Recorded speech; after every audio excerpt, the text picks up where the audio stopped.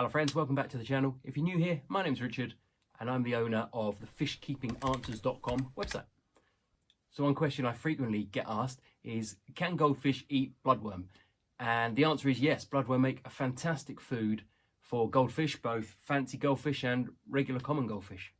So the bloodworms we feed our fish, they're not actually worms, they're the larval stage of the non-biting midge fly, and they have been fed to goldfish for decades, a long time. They've been a staple food.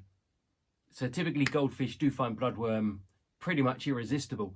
Bloodworms make up a fantastic part of a balanced diet. They're high in protein and they're particularly good for goldfish which are underweight, or if you have a fish which has been ill and won't eat, they can often be encouraged back into eating by feeding them bloodworms.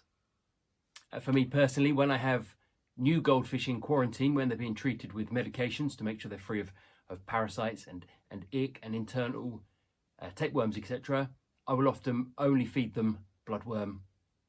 So typically bloodworms are available in 3 different forms to feed to our goldfish. You can buy them live, you can buy them frozen, or you can buy them freeze-dried. And truth be told, they're all equally good for the fish. Now, typically in my experience, live bloodworms tend to be the least desirable. They're typically the hardest to come by unless you have a local store that stocks them. They are hard to store. You need to buy them, bring them home and feed them to your fish. And also there is that chance of bringing in disease or parasites with the bloodworms. For me personally, frozen bloodworms is the best way to feed my goldfish. You can buy them in cubes or you can buy them in larger slabs. And typically I'll drop 1 or 2 cubes in here, or you might just break a bit off of a slab and feed it to your goldfish. You don't need to defrost them first, you just drop the cube in and it will naturally defrost in the water. The fish will either bite at it, taking small chunks off, or they'll wait for it to defrost and wait for the bloodworms to fall out and they'll eat them then. And then finally there's freeze-dried. Freeze-dried are the easiest to store. They just live in the cupboard with your other fish foods. And whenever you're ready, you just sprinkle a few in and your goldfish will relish them. They do love freeze-dried bloodworms. So people will then typically ask, how often should you feed goldfish bloodworms? And I will feed my goldfish bloodworms 3 or 4 times a week, usually in frozen form. I feed them as part of a balanced diet. So I also feed my goldfish pellets. I feed them flake food. I feed them other frozen foods such as Daphnia and mosquito larvae. Went for a minute there.